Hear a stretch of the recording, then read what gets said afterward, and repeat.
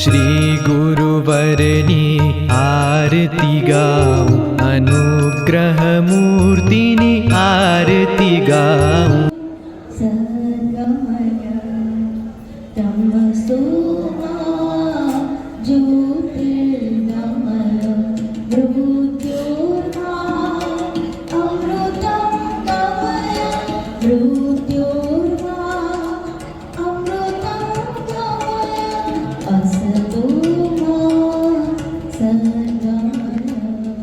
ક્ષેત્રે લગભગ 100 પુસ્તકોનું સંકલન અને માર્ગદર્શન એમણે કર્યું છે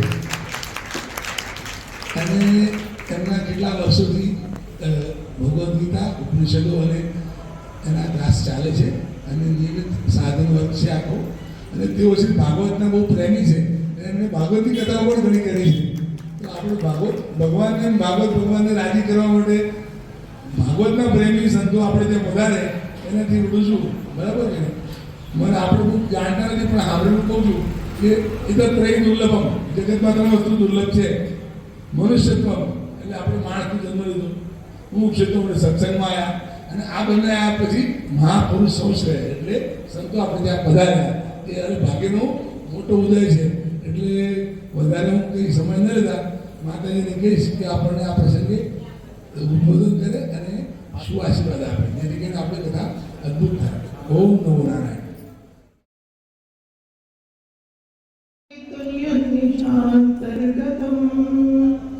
पश्यन्नात्मनिमायया बहिर्योत् भूतै यथा निद्रया यस्साक्षात् कुरुते प्रबोधसमये स्वात्मानमेवाद्वयम् तस्मै श्रीगुरुमूर्तये नमः. इदं श्रीदक्षिणामूर्तये वागीशायस्य वदने लक्ष्मीर्यस्य च वक्षसि यस्यास्ति हृदये संवितः तं नृसिंहमहं भजे. ॐ नमः परमहंसास्वादितचरणकमलचिन्मकरन्दाय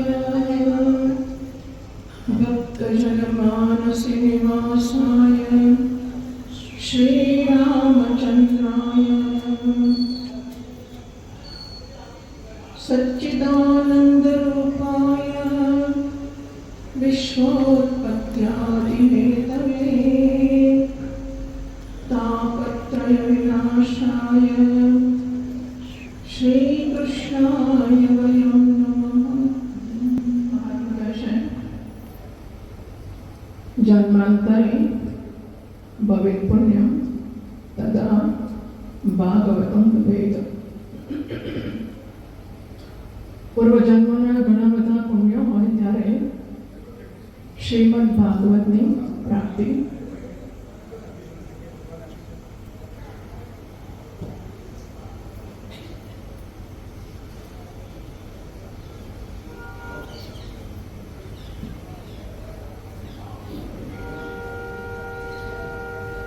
પૂર્વજન્મના અનંત કોટી પુણ્ય ભેગા થાય ત્યારે શ્રીમદ ભાગવતની પ્રાપ્તિ થતી હોય છે.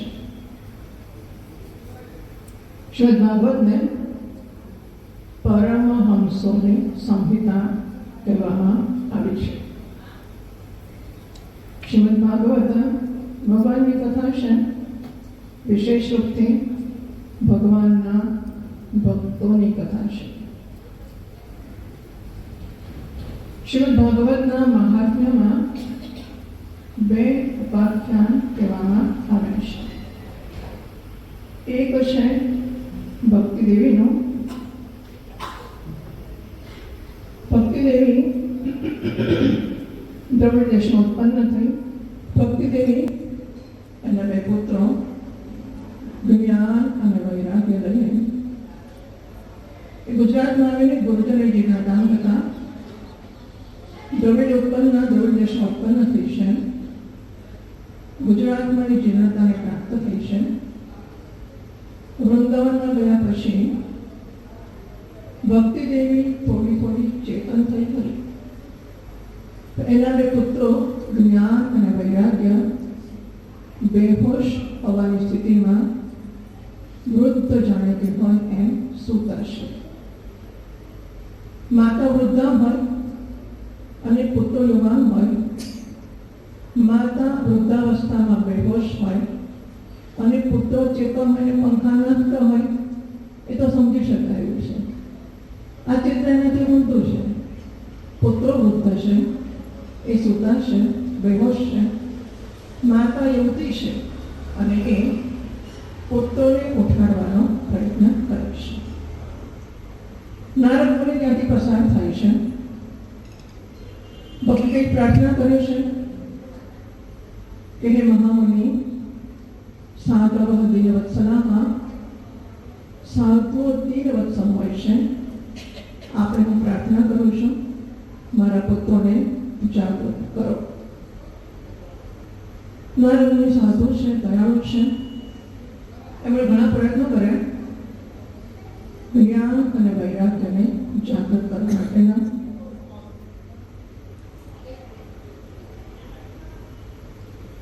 પેલોના ઘોષ કર્યા અને ઘણું બધું કર્યું, પણ એ પુત્રો જાગૃત ના થયા. આ ભાઈને પણ માળા પછી કરે વસંત કરે બાજુમાં. જો ભાગવતમાં સાંભળવાનું, ભાગવત મનાદર કહેવાય, પછી આપણે બીજું બધું કરીએ તો બરાબર છે. એ બધા બેસી જાઓ, જેને જે કરે પહેલાં કરી લો. આપણે 1 કલાક મોડું શરૂ કર્યું છે એટલે આપણે જ્ઞાન અને વૈરાગ્યને જાગૃત કરવા માટે નારદ મુનિએ વેદોના અને વેદાંતોને ઘોષ કર્યા. જ્ઞાન વૈરાગ્ય જાગૃત ના થયા. એમણે ઘણી તપસ્યા કરી, પૂછ્યું. છેવટે કહેવામાં આવ્યું કે તમે શ્રીમદ ભાગવતની સપ્તાહ કથા કરો, વિજ્ઞાન અને વૈરાગ્ય જાગૃત થશે. સામાન્ય એક સમજ એવી છે કે શ્રીમદ ભાગવત ભક્તિનો ગ્રંથ છે અને ભક્તિને જગાડવા માટે છે. પણ મહાત્મા કહે છે શુક્રપ પ્રબોધજ્ઞ સર્વશાસ્ત્ર વિશારદ એક કથા પ્રકાશેન મત અજ્ઞાનમ વિનાશે. મારા અજ્ઞાનનો નાશ કરો. જ્ઞાન અને વૈરાગ્ય જાગૃત થાય તો અજ્ઞાનનો નાશ છે. એટલે ભાગવતની કથા જ્ઞાન અને વૈરાગ્યને જાગૃત કરવા માટેની કથા છે. બીજું ઉપાખ્યાન છે મહાત્મ્યમાં ગોકર્ણનું. આત્મદેવ તેમના પિતા છે.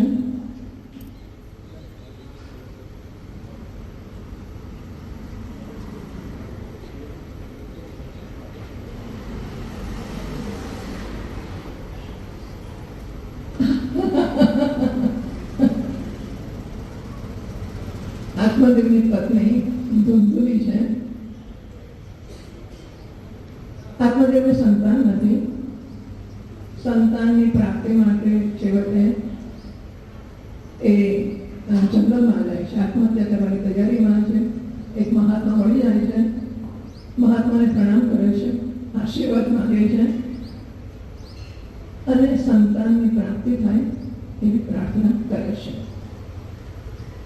મહાત્માએ જોયું તાના નસીબમાં સંતાન નથી અને બહુ સમજાવે છે, જવા જેવા પડવા જેવું નથી.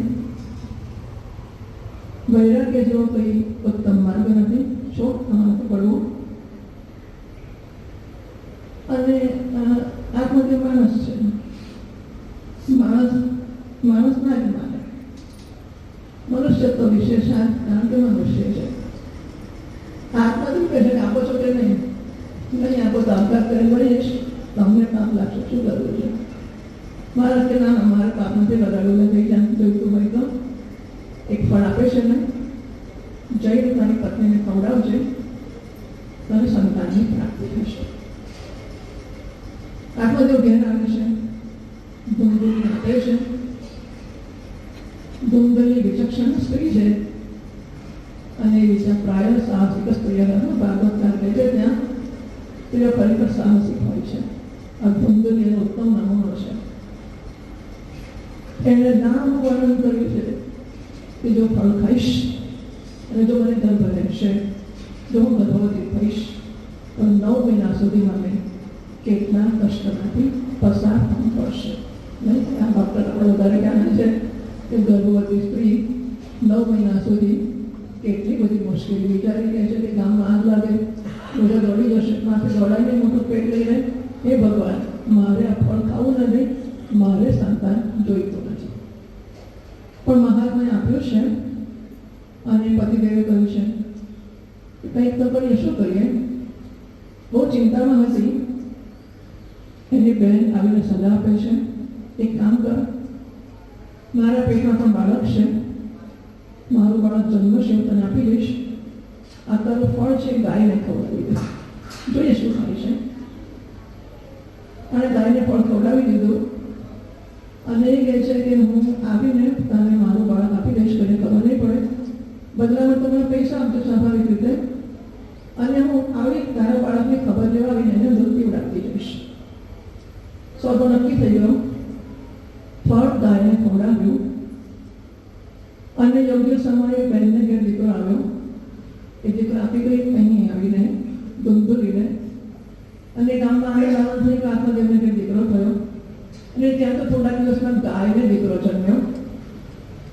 માત્ર એટલું જ કે એના કાન ગાયના કાન જેવા હતા, એટલે એનું નામ ગોકર્ણ પાડવામાં આવ્યું. આના દીકરાનું નામ ધુંધુકારી પાડવામાં આવ્યું. ધુંધુલી જ્યારે માં જેવી હોય તો દીકરો કેવો નીકળે? અત્યંત દુષ્ટ, બધા જ પ્રકારની માતા પિતાને કઠિનાઈ આપનારો દીકરો હતો. ગોકર્ણ બહુ સુંદર, મહાત્માના આશીર્વાદનો બાળક હતો અને ગાયના પેટમાંથી જન્મ્યો હતો, ઉત્તમ બાળક હતો. છેવટે ત્રાસી ગયો અને આત્મદેવને ગોકર્ણે સલાહ આપી કે તમે આ શરીરનો ને ધર્મનો બધાનો ત્યાગ કરો, રાક્ષણો વૈરાગ્ય રાગ રસિકો ભક્તિ નિષ્ઠા, તો વૈરાગ્યના રાગમાં રાગ કરો, વૈરાગ્યનો રાગ કરો અને છોડી જાઓ. આત્મદેવ કેટલાક લોકો કોઈના અનુભવથી શીખે, કેટલાક લોકો પોતાના અનુભવથી શીખે. કોઈના અનુભવ શીખ્યો હોત તો આમાં ના પડવું હોત, પણ ના શીખ્યો એટલે પોતે આ કર્યો. ખૂબ હેરાન થયાનું વર્ણન ભાગવતકારે નામનું કર્યું છે મહાત્માના. અને પછી વૈરાગ્યમાં રસ ધરાવતો એ આ સંસારને છોડીને ગયો. આ બે કથાઓ છે. પહેલી કથા હતી એ જ્ઞાન વૈરાગ્યની જાગૃતિની હતી. બીજી કથામાં એવું થયું કે પેલો ધુંધુકારી છે એ તો પછી એને બધી પત્નીઓ સ્ત્રીઓ રાજા કે ચોરી કરે, બધું કરે, એટલે પછી એ વેશ્યાઓને લઈ આવેલો, એટલે ભેગા થઈને કૂવામાં નાખી દીધો ને મારી નાખ્યો. કારણ કે રાજાને ત્યાં ચોરી કરીને આવ્યો હોય, કંઈ તરફ પકડાશે ને પકડાશે તો આપણો પણ આવી બનશે, એટલે એમણે આને મારી નાખ્યો. પેલો પ્રેત થયો અને કેટલા વખતે ગોકર્ણ જ્યારે યાત્રા કરીને પાછા આવ્યો, એને તો ચાલો ઘેરજીને જોઈએ, મા બાપ તો મળી ગયા. આવીને જુએ છે તો રાત્રે સૂતેલો પેલો પ્રેત આવીને એની સામે પોતાને દેખાડે છે. એ કહે છે, કોણ છે તું? પાણી છાંટ્યું એટલે બોલ્યો એ, હું તારો ભાઈ ધુંધુકારી છું. તો કહે છે, તારે માટે તમે ઘણા શ્રાદ્ધ બધું કર્યું છે, તું કેમ હજુ પ્રેત છે? 1000 શ્રાદ્ધ કરો તો મારો ઉદ્ધાર થાય એવો નથી. અને પછી એને કહેવામાં આવ્યું તું ભાગવતી કથા કર, એ સાંભળીશ ત્યારે એની મુક્તિ થશે. જો એ ભાગવતી કથા કરી, ગોકર્ણજી પોતે ધુંધુકારીએ એના પ્રેતે વાંસમાં બેસીને સાંભળી. વાંસને 7 ગાંઠો હતી. 7 દિવસની 7 કથામાં એક દિવસે એક ગાંઠ તૂટતી ચાલી. 7મા દિવસે એટલે કથામાં ઘણા વાંસ રાખતા હોય છે ને, અને એને 7 દિવસે 7 ગાંઠ તૂટી. એ ધુંધુકારીને એવા વિમાન આવ્યું અને જાય તો ગોકર્ણને પૂછે છે કે મારા બધા ભક્તોએ સાંભળ્યું છે, શ્રોતા હોય, બધાને માટે વિમાન કેમ ના આવ્યું? અને કે એકવાર ધુંધુકારી માટે આવ્યું. ત્યારે કહેવામાં આવ્યો કે ધુંધુકારી વાંસમાં રહેતો હતો, અહીં તૂટીને ઘેર જતો નહોતો, એટલે એ વાંસમાં ખાતો તો ખાલી હવા, પ્રેત ખાલી હવા ખાય છે અને બાકીના બધા સમયમાં બેસીને મનન ચિંતન કરતો હતો. એ કથાને ખંખેરીને ચંપલ પહેરીને ઘેર જતો નહોતો. એટલે એને જે મનન કર્યું ને એના ફળરૂપે એને અત્યારે વિમાન દિવાળ્યું છે. બાકીના શ્રોતાઓ પણ જો ગંભીરતાથી શ્રવણ કરે અને એનું મનન કરે તો અવશ્ય એમને પણ વિમાન આવશે. આ કથાએ શ્રવણનું, ભાગવતની કથાના અને સાથે મનનનું પણ મહત્વ સમજાવ્યું. અજ્ઞાન અને વૈરાગ્યની જાગૃતિ માટેનો ગ્રંથ શ્રીમદ ભાગવતમાં આપણે કહ્યું કે ભક્તિને જાગૃત કરવા માટેનો નહીં, જ્ઞાન અને વૈરાગ્યને જગાડવા માટેનો આ ગ્રંથ છે. અને એના બધા જ આખ્યાનો જુઓ તો ભાગવતનો જે મંગલાચરણ પછીનો શ્લોક છે તેને અનુબંધ ચતુષ્ટય કહેવાય. ભાગવતનો વિષય કયો છે? ધર્મ પ્રોજ્જિત કૈતવ પરમ. તો શ્રીમદ ભાગવતે મહામુનિ કૃતે મહામુનિ વેદવ્યાસે રચેલા શ્રીમદ ભાગવતનો વિષય છે પ્રોજ્જિત કૈતવ પરમ ધર્મ. કૈતવનો અર્થ થાય છે કપટ. પ્રોજ્જિત છોડાયું છે, જેમાંથી કપટ છોડવામાં આવ્યો છે એવો ધર્મ એ શ્રીમદ ભાગવતનો વિષય છે. પેલા જ્ઞાન અને વૈરાગ્ય પ્રાપ્ત કેવી રીતે થાય એની પ્રક્રિયા બતાવે છે કે પ્રોજ્જિત કૈતવ, જેમાંથી ફળ, કૈતવ એટલે કપટ. કપટ એટલે ફળની આશા કે ફળનો સોદો.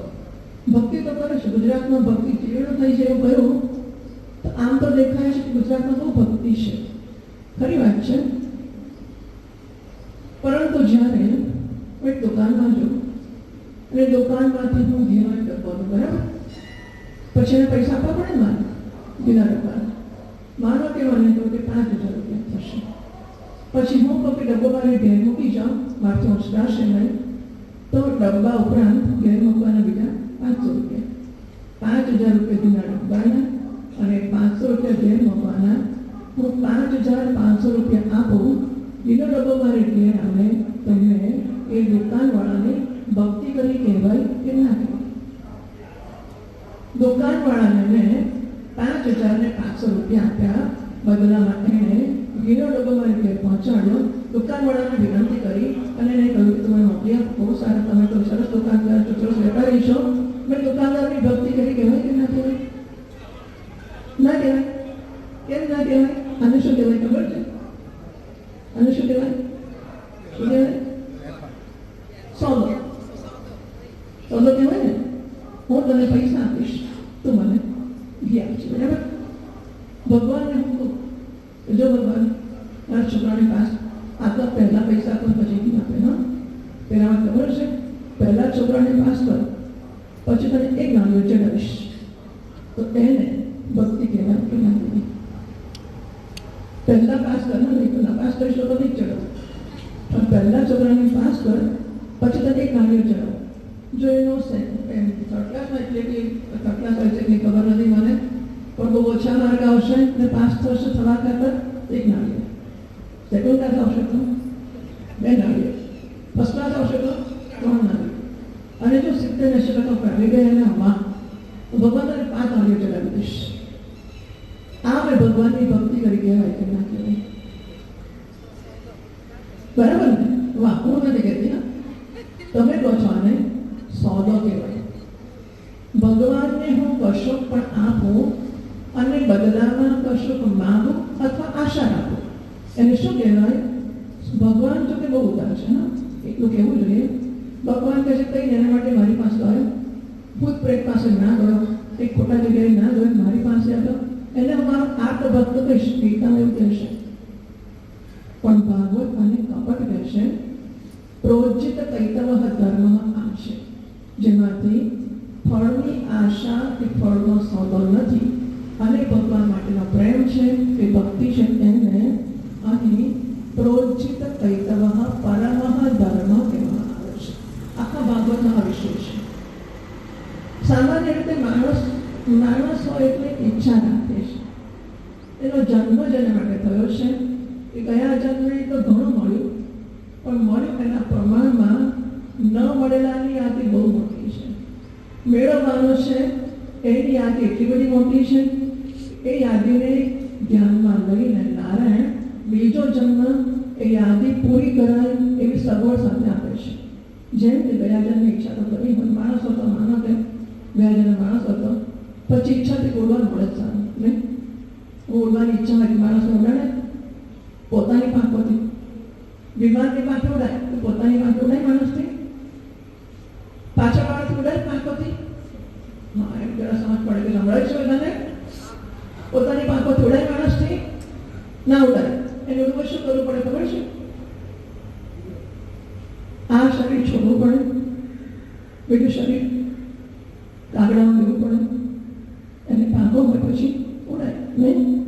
બરાબર ને? આ જન્મે હું ઈચ્છા કરું જોઈ જોઈને પક્ષી કેવા ઉડે છે, અને આપણે કેવું એક બસની રાત્રિનું ઉભા રહેવું પડે છે, અને આ વાહન માટે ઉભા રહેવું પડે. રસ્તામાં ચાર પક્ષી 4 રસ્તા આવે, પેલું ટ્રાફિક સિગ્નલ પોઈન્ટ આવે, કશું નહીં, ઉડ્યા જ કરે, કશી ચિંતા નહીં. આપણને કેટલી તકલીફ. એની ઈચ્છા થાય કે મારે તો બસ પક્ષીની જેમ જવું છે, કોઈ બંધન જ નહીં, ઉડ્યા જ કરું, ઉડ્યા જ કરું. ભગવાનને પાકું તે મને ઓર્ડર આપ્યો ને ખાલી મનમાં ને મનમાં આપે તો પણ હું અત્યંત વફાદાર નારાયણ છું. તો મનમાં તુક્કો કરીશ કે મારે જોઈએ છે ભગવાન કે તથાસ્તુ, સતત તથાસ્તુ કર્યા કરીશ. બીજો જન્મ આપણને 2 પાંખોવાળાના આપે, આપણે ઉડ્યા કરે. પણ આપણી એવી ઈચ્છા પણ થાય. એ આવતા આવતા હવે તો ગરમી શરૂ થઈ ગઈ ને અમદાવાદમાં, રસ્તામાં એક નાનકડું સરોવર આવે, તળાવ જેવું કંઈક ભેંસ પડી હોય મજાથી. ચિંતા જ નહીં, ભાગવતનો સમય થઈ ગયો છે, 5 વાગ્યા છે, બધા ગયા હશે. એ તો પાણી પડી છે, એને એટલી મજા આવે છે. એટલે આપણને કેટલું સારું હતું. ભાગવત કઈ ચિંતા, ભેંસને કશી ચિંતા નથી, અને પાણી પડી છે, આટલું સારું, બહુ સરસ. બહુ સરસ એમ કંઈ ભગવાન કે તથા તને બનાવી દઈશ. તો બીજા જણે ભેંસે બનાવવાની, મને કાગડો બનાવવાની. દેડકાની અંદર આ દેડકું કેમ કૂદે છે? તું કૂદું તો ભગવાનની દેડકો બનાવી દઈશ. બધું એક જણે બનાવે એ લખી રાખે કે તમે શું બનાવવાનું, કાગડો બનાવવાનો, પછી ભેંસ બનાવવાની, પછી તમને શું હતું કહ્યું ત્રીજો દેડકો બનાવવાનો. એક પછી એક યોની નારાયણ આપણને આપ્યા જ કરે છે. 84 લાખ છે ને, ચિંતા જ નથી, એક પછી મળ્યા જ કરે. એવું કે નિયમ એક માણસ પછી માણસ થાય. આવી જો ગેરસમજ હોય તો ભૂલી જવી જોઈએ કે ઉત્ક્રાંતિમાં માણસ એ શરૂ કરે છે પેલા અમીબાથી કે કંઈક સેલ્યુલર એક કોષી જીવથી, અને પછી વધતો ઉત્ક્રાંતિમાં ઇવોલ્યુશન થતો માણસ થયો. હવે સુપરમેન એનાથી ઉપર જ જશે, નીચે નહીં આવે ના. સાપની સીડીમાં પહોંચ્યા ને તો પહોંચતા બહુ તકલીફ છે. પડવાનું 1 સેકન્ડનું જ કામ છે. ચડવા માટે પગથિયાં ચડવા પડે, ઉતરવા માટે પગથિયાં ઉતરવું પડે નહીં ને, સીધા ઉપરથી સીધા નીચે. માણસની યોનિને બધી છૂટ છે. માણસથી ઉપર પણ જવાની અને માણસથી નીચે પણ જવાની. હીન તરંગા વિશાંતિ અત્યંત હીન યોનિમાં પણ જઈ શકે છે કે જે કરે છે એના આધારે. અને એટલા માટે જો ઈચ્છા રાખીને કરીશું તો નારાયણ ઈચ્છાઓ પૂરી કરશે, પણ ઈચ્છાઓ પૂરી થતા જન્મો ચાલ્યા જ કરશે. ભગવાનને બહુ જ આપણી પાસે આશા છે. માણસનું સર્જન કર્યું, ભગવાન નાચી ઉઠ્યો. ખબર છે? આપણે ઉપનિષદોએ તો કહ્યું છે, સુખોત્તમ બદલ ભાગવતમાં કહે છે, સૃષ્ટા પુરાણી વિવિધાની અજયા આત્મશક્ત્યા વૃક્ષાન સરિસુકાન તદંશ વત્સ્યાન તૈહિ આકુષ્ઠતયઃ પુરુષમ વિધાય બ્રહ્માવલોકદિશણમ મોદમાપદેવઃ. આ નારાયણે સર્જન કર્યું જગતનું, શરૂઆત કરી. સૃષ્ટા પુરાણી વિધાની વિવિધ શરીરો, પૂર એટલે શરીરો, નગરો, શરીરો રૂપી નગરો અને અનેક પ્રકારના સર્જ્યા. કયા સર્જ્યા? વૃક્ષાન, વૃક્ષો સર્જ્યા. સરીસૃપ, રેપ્ટાઇલ્સ, પેટે ચાલનારા સર્જ્યા. પછી ખગ, પક્ષીઓ સર્જ્યા. દંશ, પેલા કીડા મંકોડાને ડંખ મારનારા વીંછી વગેરે સર્જ્યા. મશકાન, મચ્છર વગેરે સર્જ્યા. ભગવાન એક સર્જન કરી જુએ કે આ કેવું છે, કોઈ જામે એવું નથી, ઝાડને જોન ચાલતું નથી. અને સરીસૃપ પેલા પેટે ચાલનારા એને શું કરવાના? ખગ, દંશ, મત્સ્ય બધાને સર્જ્યા. જળતર પ્રાણીઓ સર્જ્યા, આટલા સર્જ્યા. કશામાં સંતોષ ના થયો. તૈહિ આકુષ્ઠતયઃ તે સર્જનો વડે હૃદયમાં સંતોષ ના થયો, છેવટે પુરુષમ વિધાય, એવો પુરુષ બ્રહ્માવલોકધીષણમ પુરુષમ વિધાય, બ્રહ્મનું દર્શન કરવાની બુદ્ધિ જેનામાં છે એવા પુરુષનું સર્જન નારાયણે કર્યું. નાચી ઉઠ્યો મોદમાં દેવ પ્રસન્ન થઈ ઉઠ્યો કે વાહ, સરસ સર્જન કર્યું છે. કેમ? કારણ કે એનામાં બ્રહ્મનું દર્શન કરવાની ક્ષમતા છે. ભગવાને માણસને આને માટે બનાવ્યો છે, આ એની ક્ષમતા છે. આ ઊંચાઈ એ પ્રાપ્ત કરી શકે એમ છે. જો એને માટેનું સાધન કર્યું છે પ્રોજિત કૈતવઃ ધર્મઃ. જે અમરીશ રાજાની બધી અનંત કથાઓ કહેવામાં આવશે, ધ્રુવની કથા, પ્રહલાદની કથા. પ્રહલાદજી ભગવાન પ્રસન્ન થઈને પૂછે છે, શું માગો છો? આપો તને માગ માગ. મહારાજ, તમે મને વાણિયા સમજશો નહીં, તમે વાણિયા કે હું ખરાબ નથી, તમારી પાસે કશું માગો, મારે એવી રીતે ભક્તિ માગું છું. બધા ભક્ત ભગવાનના ભક્તિ માગે છે. અમરીશ રાજાને ભગવાન કહે છે, અહમ ભક્ત પરાધીનઃ હિ અસ્વતંત્રિવદ્વિજન. હું તો ભક્તને પરાધીન છું, મારા ભક્તોનો મહિમા છે વગેરે. આમ ભક્તોનો મહિમા નિષ્કપટ ભક્તિ કે નિષ્કામ ભક્તિ કરનારા ભક્તોનો મહિમા ગાવામાં આવશે. એ નિષ્કામતા આપણામાં આવતી જાય એ આપણે માટે વૈરાગ્ય એના દ્વારા જ્ઞાનની ભૂમિકા તૈયાર કરશે. અને જ્ઞાનની ભૂમિકા તૈયાર થશે એ આપણને બ્રહ્માવલોકધીષણમ મોદમાપદેવઃ બ્રહ્માવલોકધીષણમ પુરુષમ વિધાય, બ્રહ્મનું દર્શન કરવાની જેનામાં બુદ્ધિ છે એવા પુરુષનું સર્જન કરીને નારાયણ નાચી ઉઠ્યો. તો નારાયણને આપણે જઈને કહીશું કે નારાયણ અમે તારું દર્શન કર્યું છે. એક પ્રકારનો તારા આપેલા માનવના શરીરનો ઉપયોગ કર્યો છે. તમારા દીકરાને તમે 5 લાખ રૂપિયા પર ધંધો કરવા માટે અને 25 લાખનું દેવું કરીને આવે તો બીજીઓને 5 લાખ આપો, નાખો કે નાખો તો દીકરો શું થાય? તો નારાયણ માણસનું શરીર આપી મોકલે આપણને, અને પછી આપણે કાગડા પુત્ર થવાની ઈચ્છાઓ રાખીને જઈએ એની પાસે. ભગવાન પાલવ બનાવી દે, પુત્ર બનાવી દે, બિલાડી બનાવી દે, તો ભગવાનને શું લાગે? બહુ સારું લાગે ના લાગે? તેવું ના કરાય. તો શું કરવાનું? સુલભમ ભગવાન નામ જીહ્વાપી વશવર્તિની તથાપી નરકમ યંતિ કિમતઃ પરમ આશ્ચર્ય. કેમ આશ્ચર્ય? મતઃ પરમ. તો કહેશે વ્યાસજી, સુલભમ ભગવાન નામ, ભગવાનનું નામ સહેલું છે. રામ રામ, શિવ શિવ, હરે હરે, કૃષ્ણ કૃષ્ણ, એટલું સહેલું છે, મફત મળે છે.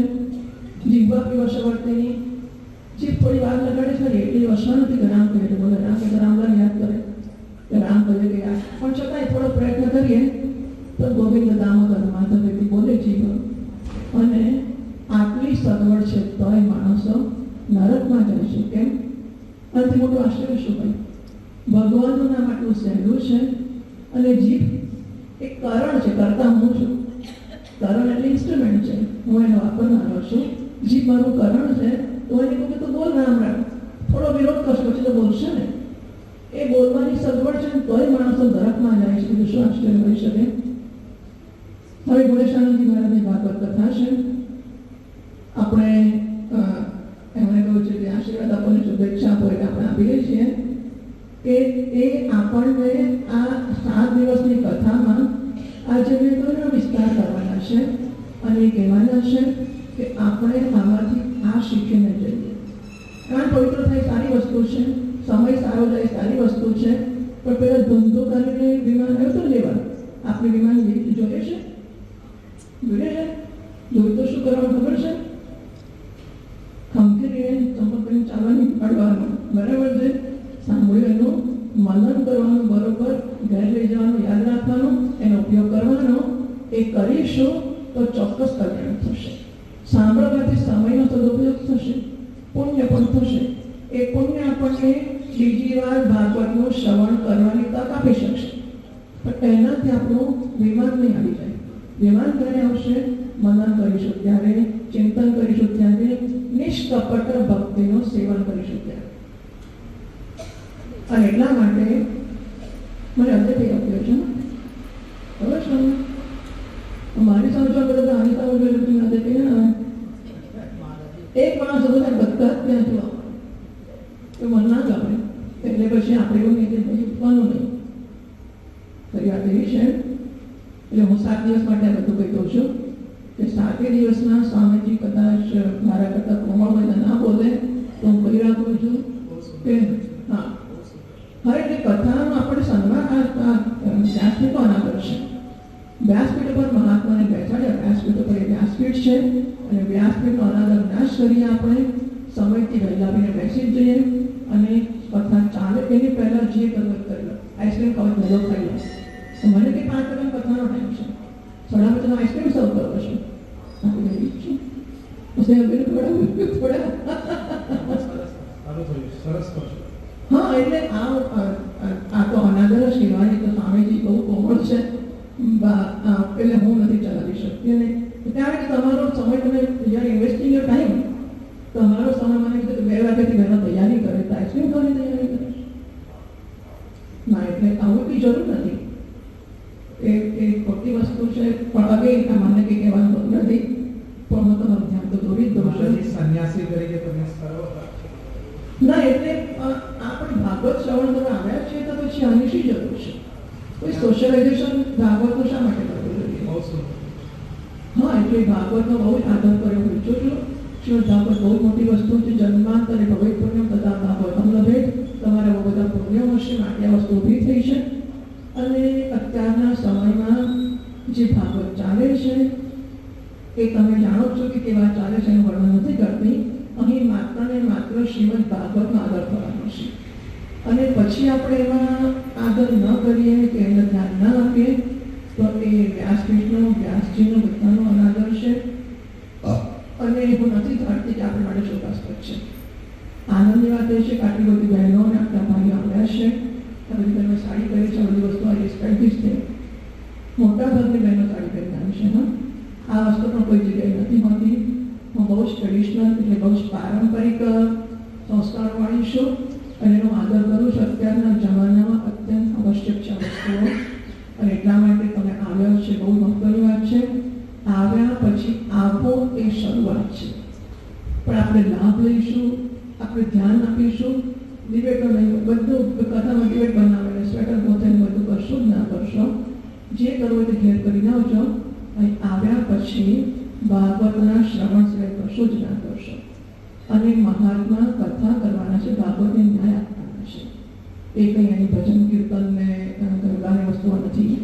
તો પછી જ્યારે મહાત્મા આવી સરસ કથા કરે છે તો શા માટે તમે બોલાવે છે ને ખાસ તમે નિમંત્રણ આપી માટે આવ્યા છે, પછી એમને આદર કરવો જોઈએ કે નહીં? આપણે મહેમાનને બોલાવો, મહેમાન આવે તો તમે એમને નથી જતા બરાબર ના કરો.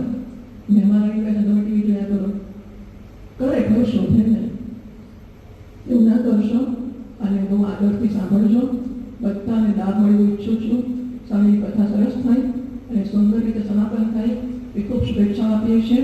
બાપાને પ્રાર્થના કરીએ છીએ કે બહુ સુંદર રીતે આ બધો કાર્યક્રમ સફળ થાય. ઓમ શાંતિ શાંતિ શાંતિ. હરિ ઓમ. શ્રી ગુરુભ્યો નમઃ. હરિ ઓમ.